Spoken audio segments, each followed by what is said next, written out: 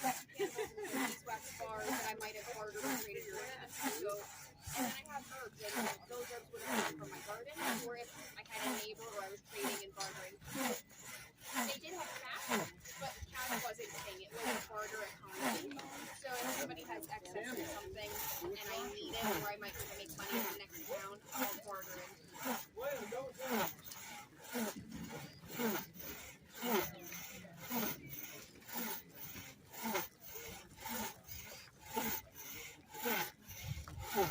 That two-tone is actually American black walnut. It has heartwood and sapwood in it. There's a kitchen spoon that's dark chocolate brown, and that's all heartwood from that black American walnut. Yeah, that's actually Hold on, Jason. for tension. So I have my little small frame saw here, so it has the same thing. If you undo this, the whole saw will come apart. So this is basically what keeps the blade taut.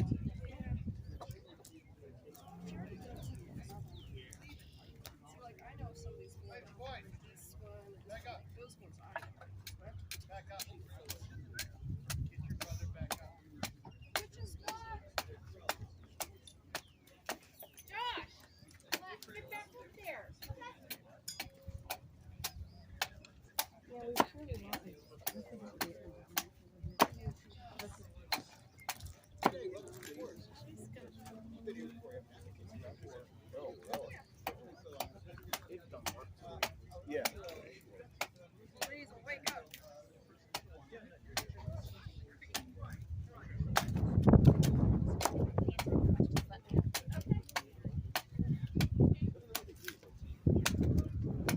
Are these made with tape? No, they're made on this little guy. Oh, okay. This is a reproduction of an original from 1780s. It's a repro off of Lady Mifflin, Governor Mifflin's wife, in the 1780s. There's a very famous portrait of the two of them, where he's got his arms lovingly around her, very stoic face, not like gushy, and she's got her arms all lovingly around him. I know what.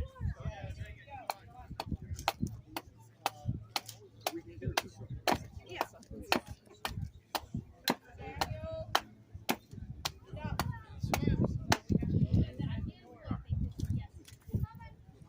Making the spoon, are you? Yeah, this will actually be a trencher bowl. Okay. So Oh, one of those. yeah, so we start out with this, and we'll eventually have this. So what I'm doing now is this little line here, that's called the pith. That's the pith of the bowl or the log. We're gonna get rid of that pith on the ends, because this is really where this is gonna rot away. So we want to get rid of that. Now I'm gonna start getting the ends shaped up like a bowl. It's weird because we're from Maryland, and then everything today is up here. That's one of my favorites. I make that mix myself, and I'm glad. A lot of herbs and products that you get at the store does not have it, and it actually has,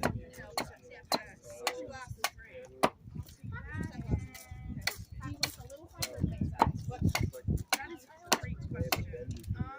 Let's go with the big size, because I know I just I better get the big size. And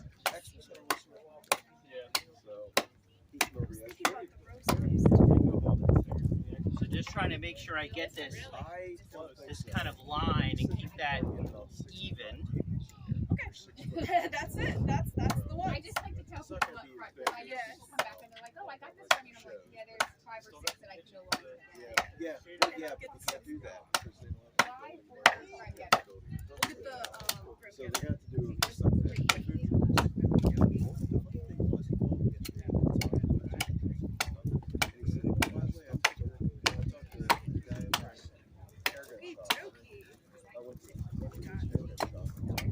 They don't have a bag, I'm sorry. That is absolutely fine. I see I got this giant pouch. I ran out. We had a lot of people coming through. come to events like this and I expect Alright, so to now we've got Right. a nice kind of consistent line on this side. Don't you worry. I'm going to actually take off what will be the bottom of the bowl. Yeah, I do have my own garden. I do my own herbs too, but I'm still trying to get it running. Yeah, this is awesome. Oh, you're very welcome. Seems like you're going to be one of the guys taking care of the whole thing. No, I mean, they're setting things up pretty well, but he said they're going to look for help. So, they're going there. They're going to be looking for Yeah, help. it brings You know, set up, tear down, so they're going to do bags are open. Friday, That moisture from staying in. Still has to But be yeah, cool. all you do is you just grate it up. One Still want to make sure the is guy that about does the scheduling, I don't see your problem. He said, "Give me time to get most of them. Some of them, they're all different sizes because it's not standardized. you didn't say it. Whatever the plan is to make it. So when you see recipes and they're like half a teaspoon, it's about half a cup. To give an idea of what you're grading.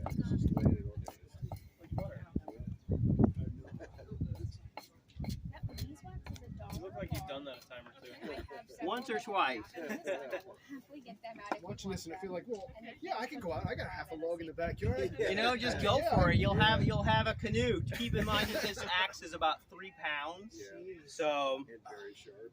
And very, very sharp. I'm sure. You make So- it look very, Oh, you're very very easy. welcome. Is that pine? What kind of wood is this is poplar. poplar? Poplar is very nice. It carves up really nicely and it makes wonderful bowls because it's lightweight. So Here you is don't want something that's like super heavy. But go ahead, Mel. here's one that he just finished. It's still wet, so it's got a little bit of weight to it. You can feel. Oh, I guess, yeah, when I would try it out, it's so light. Here is a finished one with things in it. Gosh, that's crazy. Makes a difference. It does, yeah. Here we are. So that's step one.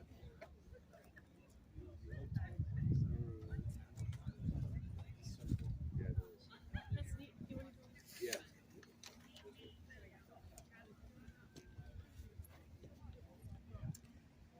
Great looking impression.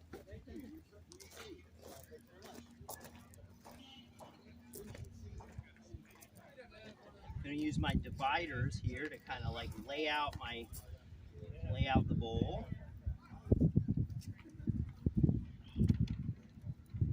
It's probably not as close to precision As close. tools as you would have gotten.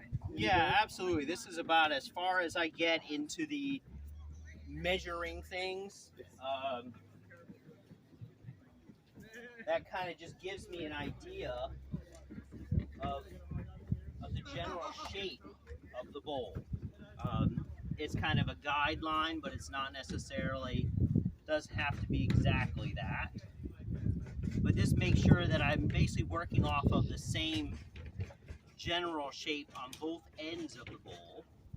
So hopefully they should meet nice and neatly in the middle.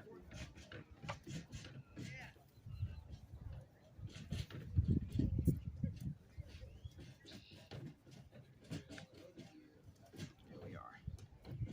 So that kind of is the outline, the outside of that bowl. Now we're going to grab our bowl ads. Okay, so for on that, so I'm curious about the merchandising of greenery. Yeah, or So- treen, yeah. Treen, I'm sorry. So as the frontier is advancing, how are we becoming accessible to these products? Is it like an itinerant merchant that's coming? Yeah. Or, So basically, in the 18th century, you have, particularly where we're from, which is south central Pennsylvania, Cumberland County. So in Cumberland County, there was about 51 registered chair makers, people making chairs, and those chair makers are working in a shop and typically part of a guild. And there is an underlayer of the chair maker, which is called a bodger. So Bodger. a bodger, like badger, but with an O. So a bodger is basically someone that will go and they'll source wood, maybe this piece of poplar, But for chair makers, it's like maple, walnut, ash, oak, those sort of things, and cut those pieces into usable billets. So you'll have just kind of a long octagonal piece of wood. They'll take those to the chair makers and sell them by the stack. And those chair makers will take those pieces and put them up on their lathe, and they'll turn those pieces into parts for chairs. But they're not out in the woods collecting wood. That's what the bodger is doing. So the bodger is all the things that he can't turn into parts for chairs. He'll make what's called treen, and treen just means from the tree. So he's going to make everything that he can out of as much as he can. Okay. So he's going to make bowls, he's going to make spoons and little plates. So this is like, here's a little plate that they would have made. This is kind of like a little tavern plate. And there's a great book which is called Treen for the Table, and it shows English-made treenware, or in the English tradition, from 1600s to 1800. And it has the whole timeline of what was made by people making trees. So my trencher bowls and that little tavern plate are based off of pieces that would have been in the English tradition. And that's how I'm making them. I'm making them in the English tradition as well. There's different types of bowls. So some bowls actually are made, I make my bowls where the top, this is the top of the bowl. In some places they make the bowls from this side. So they mark out the bowl. But in those cases you'll see more of a saddle shape. Yeah, and that's more in like Scandinavia and places like that. So in the English tradition, we flatten the bottom, we basically lay the bowl out here, and we make a trencher. And so, and that process basically starts just what I did there. And now we're going to take our ads. So you let it sit overnight, and then you don't have to worry.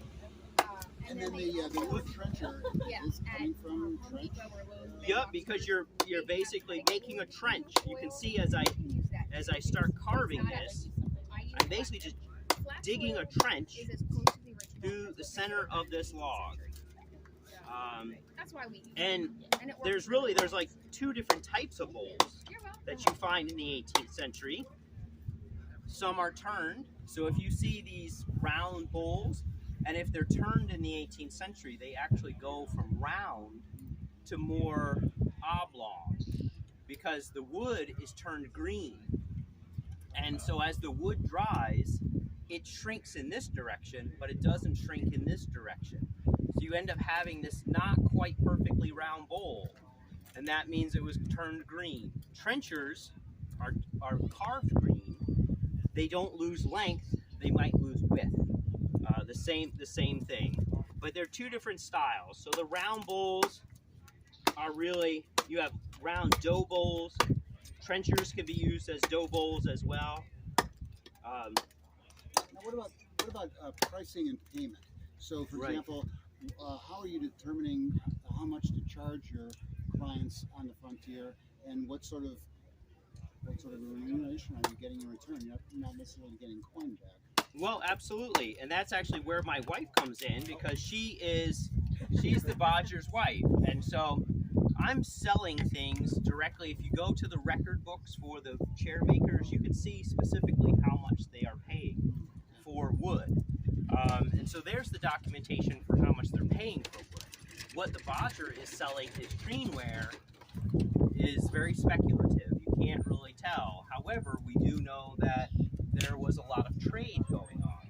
So, and there's actually lots of plates from the 18th century showing women walking around carrying large baskets loaded up with treenware. So spoons. If it's not a basket, it's a wheelbarrow. Yeah. They're walking down the street loaded down. Who means what? So Yep. 5 years ago, I started by doing street frying. He would be demoing, and then I'd have a little basket, and he'd fill it up, and I would just, wherever the event was, I'd just wander through crying, spoons, skewers, and flippers for sale. And If you have a little brother, you should probably buy another. yeah, in the front of it with the reins of the horse. Yeah, and Like, it's very this much a is story driving because in the he's recliner. only dealing with the guild. It was He makes the things for me to sell, and I also offset. I make other things, or I grow things in my garden, and we try to supplement. But this supplementing is actually what's keeping us firmly in middle class land. A lot of people struggle with that concept, but with COVID, a lot of Americans realized they were really 1 or 2 paychecks away from having problems, and that's exactly where the lodger lives every day of every year. I sneeze wrong, and we might have a problem, kind of a. You can't cut trees, you can't sell wood, right? Exactly. Exactly. So that's kind of where I come in because I'm able to offset, and I might say, oh, I really think that this is worth this, and this other person goes, well, I don't have any cash. I have 6 dozen eggs. How many dozen eggs is this worth to you? And I might go, okay, I don't need 4 dozen, but it's worth 4 dozen, so I'll take all 4 dozen and then I'll sell them in the next town because he's going next to the next town to deliver more guild things. That's how our table kind of evolved. We always have spoons and trainware. We always have tape. But this back half always changes. So I might have metalwork at an event. And the next event I might only have beeswax candles. The next event I might have fresh fruit. The next event I might only have herbs. And it kind of is a circulative. When we come to an event like this, which is a timeline, or we come to an event like a market fair, which they have in June, we set up a lot more than what we normally carry because there's a lot more variety. World War II guys don't necessarily need 18th century tape, but they might need beeswax to keep the metal from rusting. And so I have it, and then they appreciate it. So it kind of crosses through. But when we go to historic sites, I am the one who's doing that figuring. And yeah, we're out in the middle of nowhere. What's it worth to you? You want my spoon. What do you have that I might need? And when you look at currency, if you look in account books, a good account book will actually tell you where the money's from, and not just, oh, it was £6. It'll say £6 sterling, or it'll say $12 New York money, or $6 Maryland money. My favorite, hey, Oh, sorry, love. I'm a little less fierce over there. Sorry. My favorite is an entry. I'm reading an account book that dates between 1712 and 1720. It's every single transaction they did during that time frame. And he was owed £6, and the guy had 6-month increments to pay. So every 6 months he had to make a type of payment. And the first time he paid in New York money. The second time he paid in New Jersey money. The third time he was told he couldn't use New Jersey money. It had to be Maryland, Pennsylvania, or New York money, because the New Jersey money was not accepted at the bank that the account book guy had. So there's this huge, big, I mean, you can have money, you can have currency, but it was not standardized like we have today. So when you pull a 20 and they pull a 20, I know my 20 is good, but that if yours came from Did New you have a Jersey question? and theirs came from Baltimore, I might not. No, accept this is either actually of a them shade if I'm here in horse. Pennsylvania. Yeah, so this is actually what I'll be using it very shortly with my to make my bowl. For bodgers, it's not. It's So- really cool. All these things that I've read about and heard about. It Getting is to see and get very the ideas of what they precise. are. Yeah, That's why I'm reading so this this is account really book, cool. because he's Yeah, so dealing this with is selling boards this of is a wood. shade horse. Where's he getting his cords of wood from? He's selling to different finished products to different places. Well, if he's selling a finished chair for this amount, then we can break down backwards through the different who was doing what work, Right, yeah. and I can kind of extrapolate that way. But there, for bodgers, there's no book, there's no diary, there's no original So documentation basically, it's used as a here, holder, and it's really interesting because and for my Jay was bowls, I saying use there's it this 51 way. chairmakers in But Cumberland County. in most cases, Cumberland when you're County isn't using a what you're shade thinking horse, of as today's I'll Cumberland. give you a more Cumberland common County in the example. 1750s included So we have this little area. block of wood, It included Frankfurt, and we want to use this knife. Mifflin, This is a draw Juniata, knife. Bedford, It'd be very Blair, hard and for me to Somerset use and this Cambridge without County. something to It was hold it. basically everything west. So of we the place our Susquehanna. And then they started piecing off different counties from 1750 to 1800. So now I can quickly But turn this. Cumberland County was basically everything. It was basically half the state of Pennsylvania. And make my So- shavings. 51, it wasn't concentrated to Carlisle, Shippensburg, and Mechanicsburg. Yeah, When we so- took 51, and that's a But heavy concentration. with my It's just a small bowls, area. Yeah. And I that, have like, this little yeah. block, And we're I have supplying my most bowl, of and I those. have a little notch In our here, little town, we live in Newville. In our on little my town, there shave were 4 horse. chair makers. and I just kind of scoot So up a we little can, bit I so can that safely my say head that is in the my head little, of the I shave live in a horse. stone house that is dates up the in the air. 1700s. This It's is not in technically a Pennsylvania Bodger's German home style shave from the horse. This would be called 1700s. a It belonged to a schnitzel very nice which just means a guy shaving who had bench. lots of acreage. But now I can say my Bodger husband is within reason of the area that we're in because we can document it. Yeah. So So I'm using a hooked or a crooked knife right now But they'd be to kind of considered more hollow that out. It's just a different type of what's called a barely score. middle class. C-O-R, You know what that's like. yes, C-O-R-P, O-R. Okay, I was curious. Yeah, they R-P, Bodgers score. probably didn't own their own residence. Spelling is not my They my strong probably suit, rented. obviously. Because you don't see Bodgers listed specifically in any occupation. I've never heard of it. The reason being is that back in the 1700s, we were doing a lot of farming.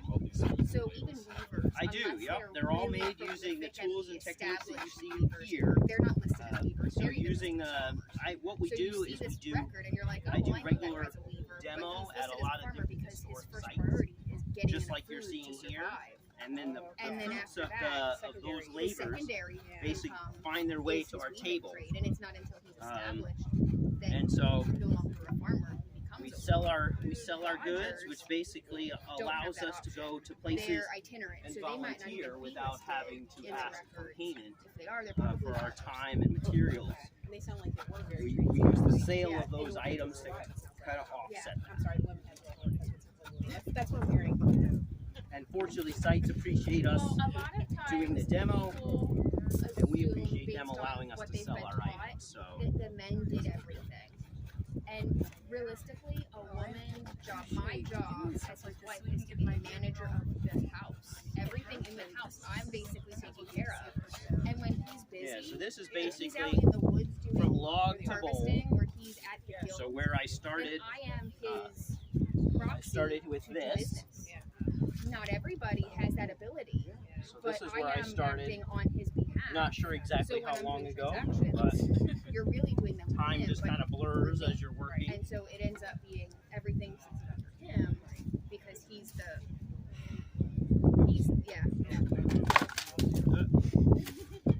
That was probably not wise Oh, on my end really? to leave that knife up there. We gotta jump back over and check out the other one. We're gonna skip it. It's more fun behind. Absolutely. It's if you didn't take one of our cards, we're everywhere. We have something almost every weekend of the year. And Market Fair, it's another one that you can totally worth it. It's 75 jury artisans. We take up this entire green area. They're handmade crafts like what you're seeing. It's nothing has been imported in, nothing has been bought. So when you see the blanket trader with the paintings, that's the actual painter. When you see the floor cloths, that's the person who's made them. When you're seeing the guy who's doing the guns or the knives, that's the artist. And we all were juried. So everything has to fall within the proper timeline. And if there's a question and they question us, we have to have the documentation to back it up. So it's not, you're not coming into like a Ren fair where somebody's dressed as a pirate and somebody's dressed as a princess and somebody's like, you don't get that. You get quality. Yeah. Oh, you're welcome. It is. So the beeswax bars are $1. The candles are 2 for $5. The Lysol, the white Lysol is marked, I think it's $7.25, and then the Grime Getter soap is $3.50 this weekend. My herbs I have listed. Some of these are open because it's been a little hot and they got a little humid on the inside. So to keep them from getting too wet, we have them all.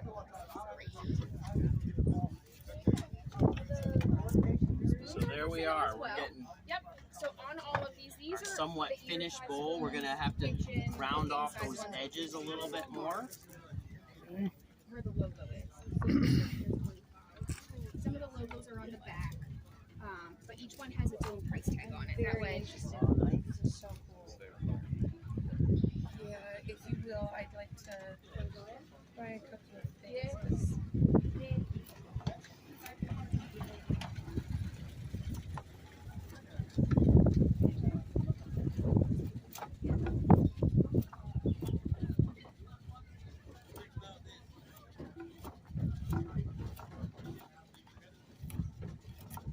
are you looking for anything? No, it's okay actually.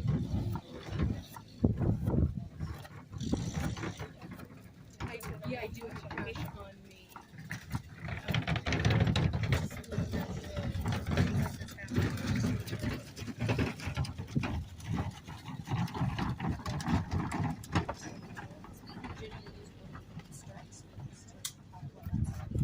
Yeah, I've seen them as well.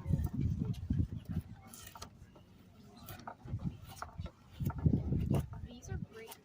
This one's great specifically with scrambled eggs or like flipping pancakes or French toast. But these two are great for like wrapping ground meat, sausage, beef, because it keeps it broken up. Yeah, and you can stir without actually scratching. I love that.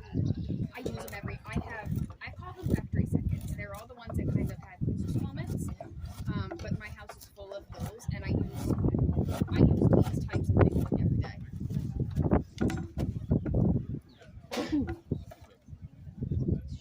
That's why I like that it fills in my hand. Yeah.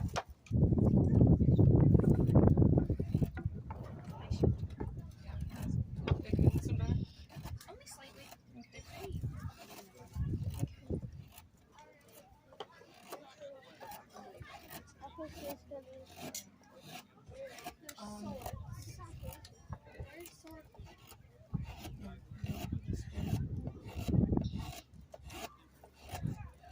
I didn't bring you don't happen to do I do card. I have Okay. to charge tax with card.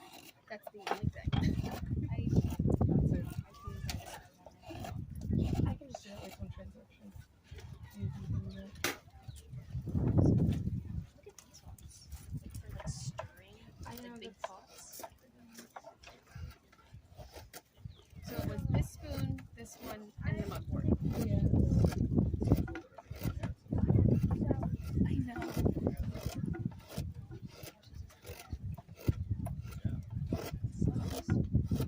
Like 6 total.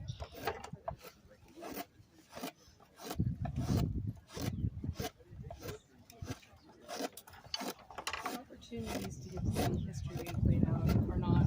You don't see them very often. So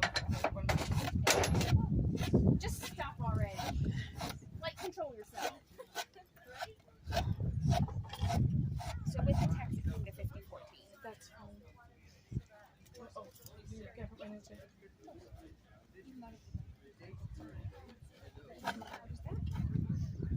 And it's asking about receipts.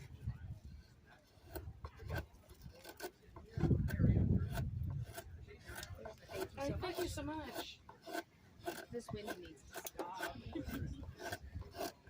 I mean, I'm happy it dried everything out, but Thank you for the demonstration. You are very welcome. Thank you very much for your support.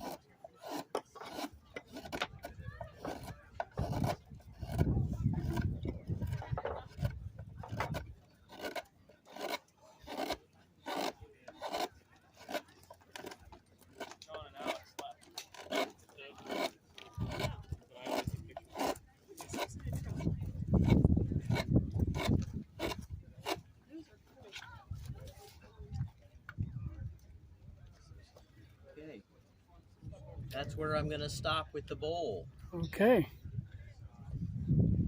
Thank you for showing us the fine craftsmanship and what it takes to make a piece like that. Well, thank you very much for stopping by and taking the time. Alrighty, thank you. You're welcome, sir.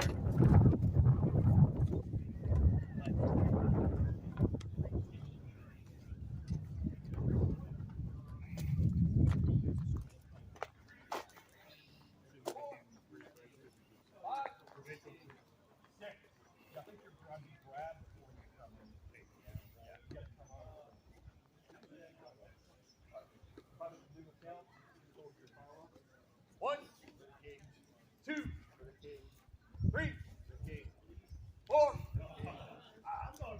Yeah, you were worried about coming up. You're doing good there. Okay, so go leg. Yeah, so let's do the order this time. Go really slow. Priming the double count. Order your fire line. 1, 2, 3, 4. No, okay. That's where you're messing up. You gotta shift it over and then grab you. Probably the double count back to the rest. So that would be 3, right? Okay. Now count. 4, 5.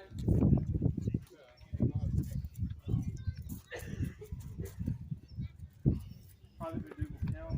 Store your fire line. 1, 2, 3, 4, 5. All right. Go again.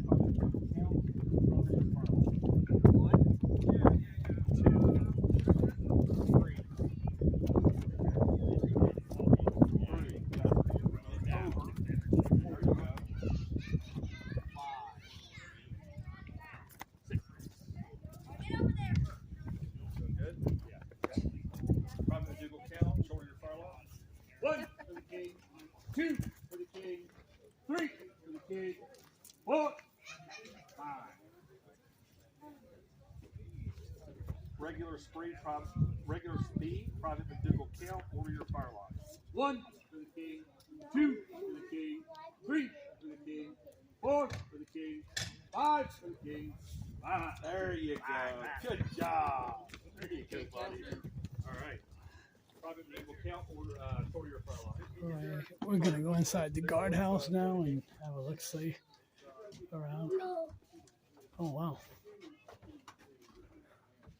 So for the king, just help to keep the rhythm.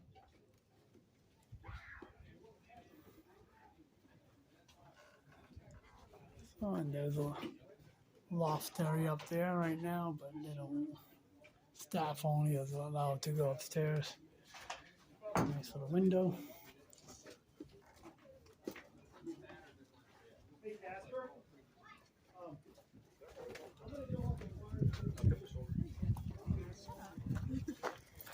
Run me through what you think is a correct appropriate speed for a report. Oh wow. An historical brewing.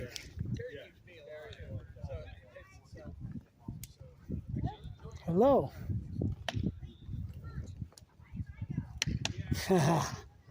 Love the sign. Thank you. We always get people that ask us about samples, so we had to do something funny to say, sorry, we can't do that. Okay. So today we are brewing beer the way they would have done in the 18th century. Okay. We actually are doing a traditional grain beer similar to what you would drink today, but using all of the equipment that they would have used on the frontier in the 1760s, 70s time frame. Started off with a brew, brought the water up to temperature. We actually had a mash done, one of the half cakes there.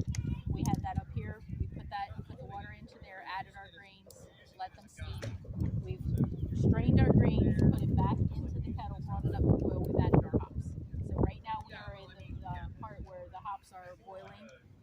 They've got about another 30 minutes or so. There's no strict time. It takes about an hour, but they have about another 30 minutes, at which time we will actually put it into, strained it and put it into a fermenter. and at that point in time, you add your yeast to get the carbonation. Okay.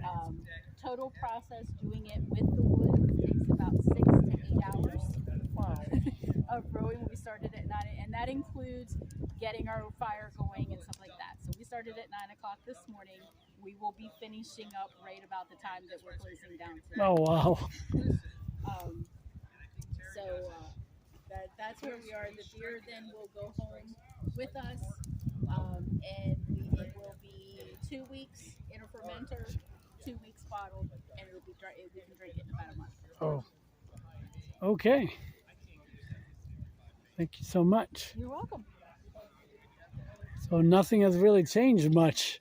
It hasn't. The only big difference is that of this time frame, women were the ones that did all the brewing. It was part of the cooking process. It wasn't until the 1790s that they actually made it a science, at which time the men took over and learned different processes about how to brew. But right now, this still would have been getting things on the table because everybody in the time frame drank, including the kids. Wow. It was a very, very low alcohol, and it was more just to kill off the bacteria that was in the water. They didn't understand what bacteria was, but by boiling it to make beer, they knew they didn't get sick off of it. So everybody had that as their drink. And they would also drink cider for this area. I did hear that in those times it was safer to drink the beer than the water. Correct.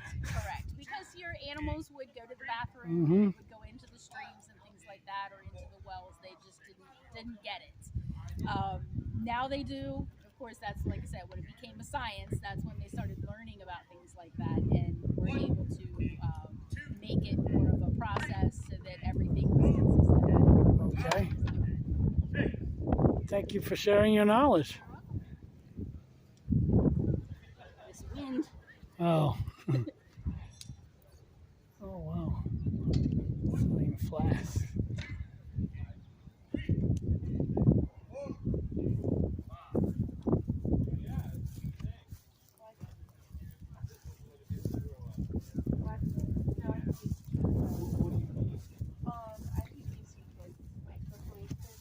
I work at the LIU. Okay. Yeah. So school's almost done. We're in the home stretch. Oh yeah. You guys only have a week left. The blacksmith is here, but he's not doing any more demonstrations for the day. And I'm gonna climb up to the thing. I forgot what it's called again. I'll put it in the video.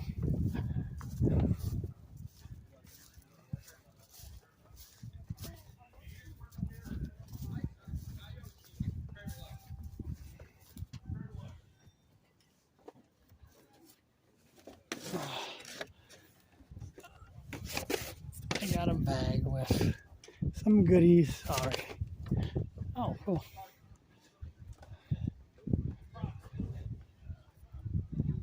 So again, a lot of the reenactors and vendors are starting to tear down their tents and starting to take their stuff back to the vehicles. Like I said, this event is over at 3 o'clock today. Yesterday it was till 4 o'clock, but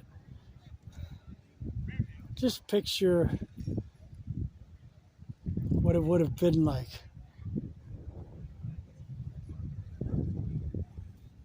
If this is an accurate representation of the fort.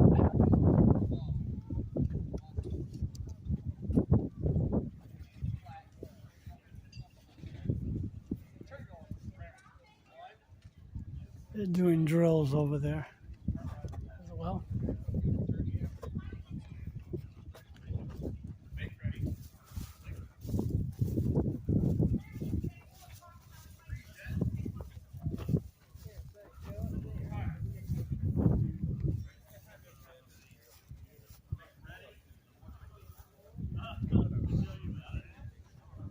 So now we're gonna go finally into the barracks, soldiers' barracks.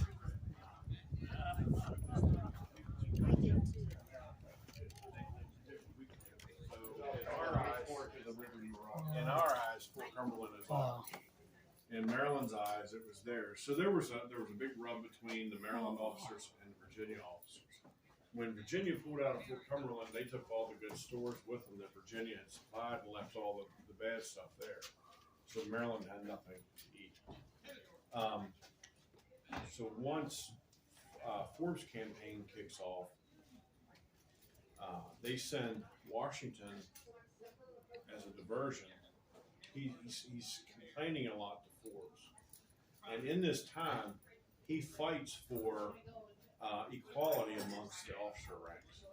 And he actually makes it up to I forget the guy's name, the guy that was in charge of all British forces here in the colonies. He makes it to him, and he puts his case forward. He says, look, we can't effectively operate if we are beneath the lowest king's officer. So they equalized everything out. So a colonel in the provincial forces was equal to a colonel in the king's forces. And it followed all the way down. But the army commanders would always be a king's force officer. Not necessarily. You had Adam Stephen, who was a very good combat leader. He knew how to fight the natives. He knew how to send troops out and fight in native style. He commanded regular troops as well. So it just depends on the situation. It depends on what's happening as to who's going to be in command. Typically, it would be a king's officer that would be in charge. That was the general rank. Right. And or you had Colonel Bouquet, who was running the show for Forbes. Colonel Washington was under him just because Bouquet was Forbes' second in command. And probably had senior commissioner.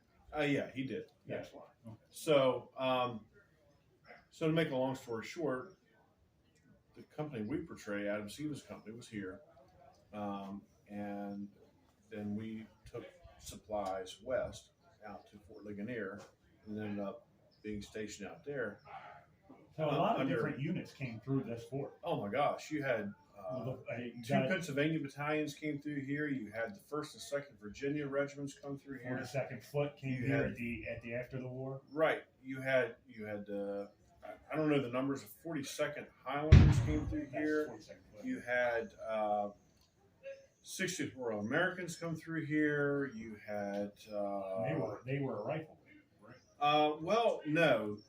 60th Royal Americans carried the best. They became a rifle in 1812. Yes. And in this right, and in this campaign, they were trained as light troops and as rangers. So they went and learned ranging techniques because the right British Army. But you're a good dad to them.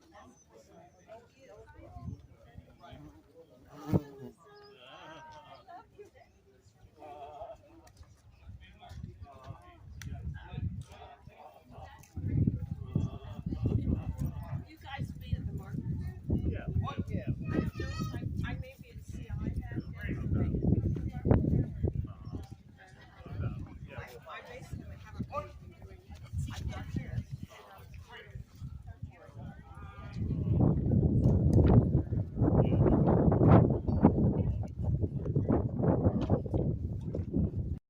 So I'm gonna get a ride on this You can come up here.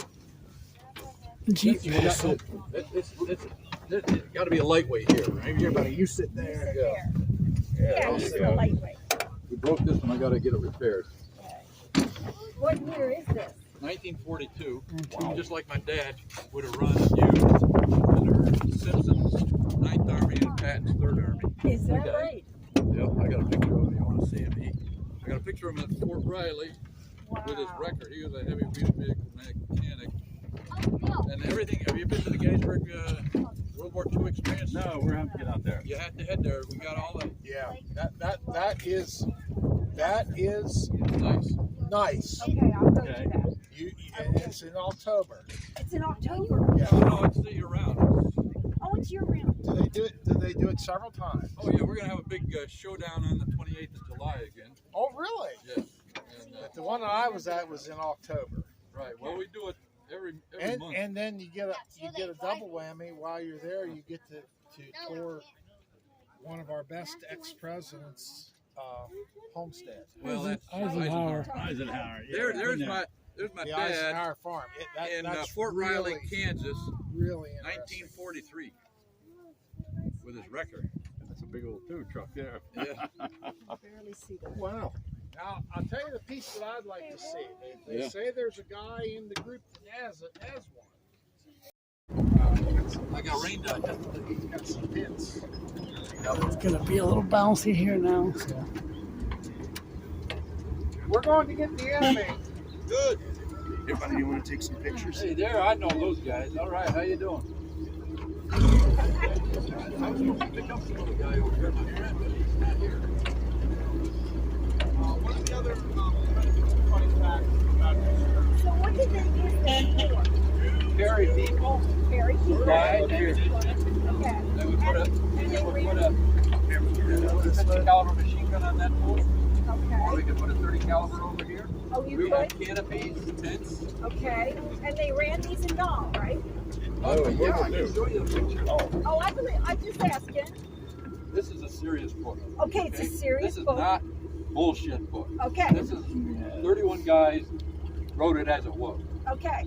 So people were telling me like, oh, this truck is too old. I said, yeah, well, you take a look at David Roth's truck right there. It's like a barn find. It's like a barn. But I do need to check the oil and I need to put some gas. Look where the gas tank goes. Back there. Gas tank is right there. Take the trip. There they got another machine gun there. I'll take you out.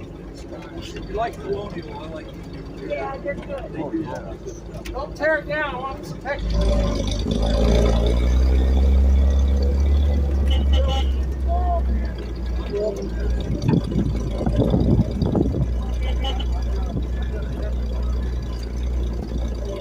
Right here around the field.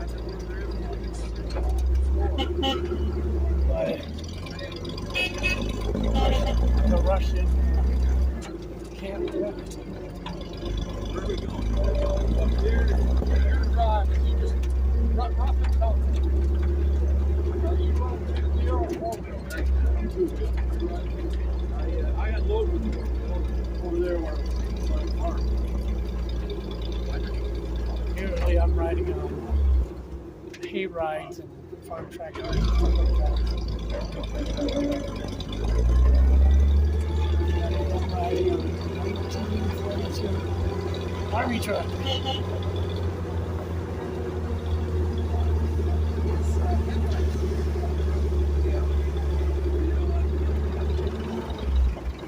Hey there, guys. Hey, let's do a convoy. I'm gonna go pocket that now. Yeah, we gotta put the machine gun mount on it. We gotta mount the machine gun on it. Yeah, I don't have mine on. And I left my picture here. Next time. And I need some able-bodied men. Next time we'll rock it. You want to go a little distance, like 5-6 miles? Hard road? Is that you the owner? Yeah, the carburetor's bad though. All right, so wait, let me turn around and follow you back, okay? So it looks like a conflict. We got to get a picture, all right? Just stand back. We got to turn around on this hill, not take it over, okay? All right.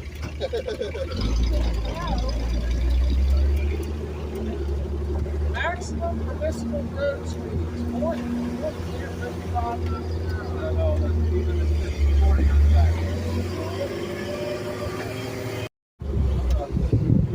That's the antenna you see right there. You need to hire a photographer. This gentleman must be the owner of the vehicle.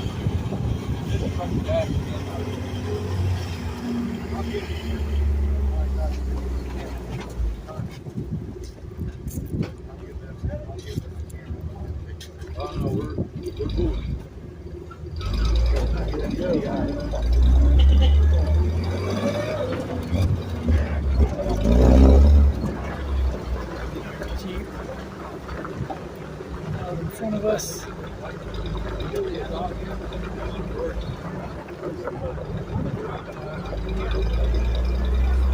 Hey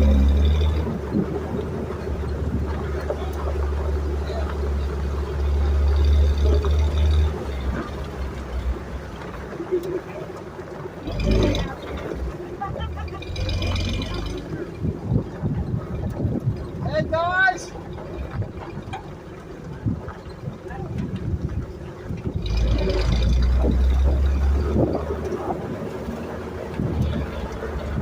Hey, Gion!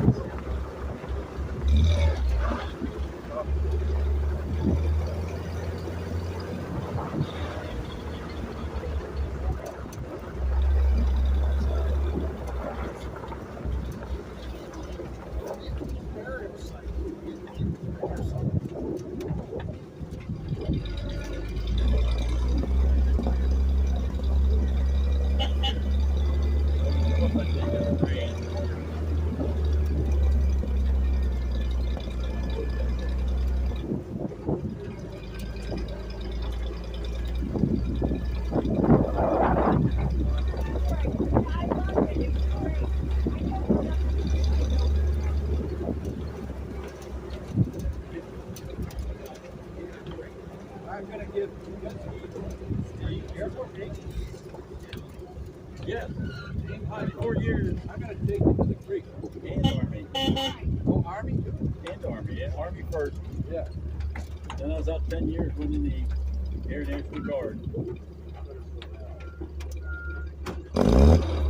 you seen the creek? You guys been to the creek? No. It's a 4, it's short, no bridge. Okay.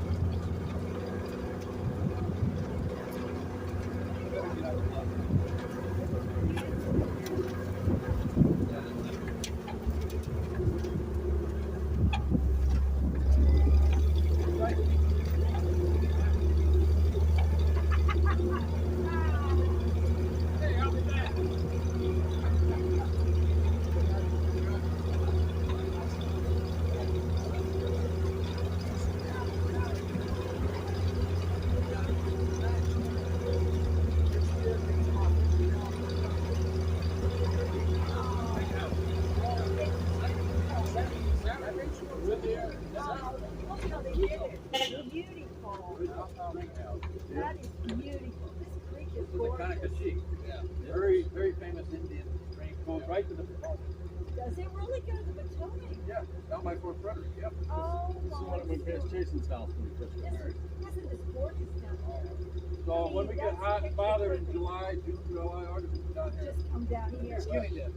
I'll tell you something. But right here in the field, right here in the field is where 300 Iroquois Indians and chiefs came up to negotiate with the British and the American colonialists to try and get them to align with us against the French and the Mohawks and the Iroquois up north. Is that right? So this was their meeting. There's some things in our history that's not correct. This area here, where God over. Okay to back up? Yeah. Come ahead back. Isn't that what you say where you live? Come ahead back. Yeah, I believe that. Pennsylvania Dutch. Look at our history books. Yeah, that's a rewrite history because of things that happened Right here. I believe you. Totally. I'll tell you a guy that was real rich in Indian and early American history. That's Calvin Berger.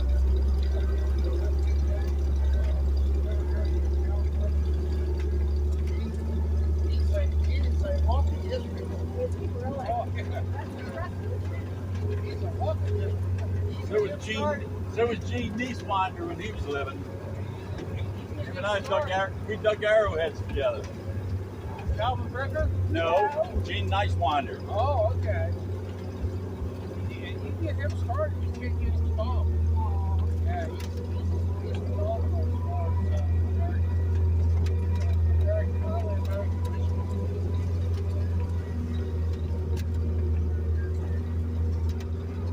Thank you so much. Yes, I appreciate it. What is all this road debris? Huh? All this road hazard. Man, I need a road guard. Post. Right, post. Road guard, post. That's what they said. Where are we going? I forgot. Up here for these little kids to get in. Kids want to cross. Where? They're right there. Right here, they're waiting. That back. They're waiting to They get on. should get an opportunity. All right. Thank you so Boy, much, they've sir. been patient, huh? They Thank have you. been I appreciate that. Yep. Thank Lock it you up for and the get you guys ride. out. Yeah. Thank you so much. So this will complete our video here from historic Fort Loudoun. And I hope you enjoyed everything it had to offer today. I'll put as much information in the description as I can about everything that was covered here in 5,000 words or less, as we're allowed, and the different eras that were covered. So if you enjoy content like this, please consider like, sharing, and subscribing.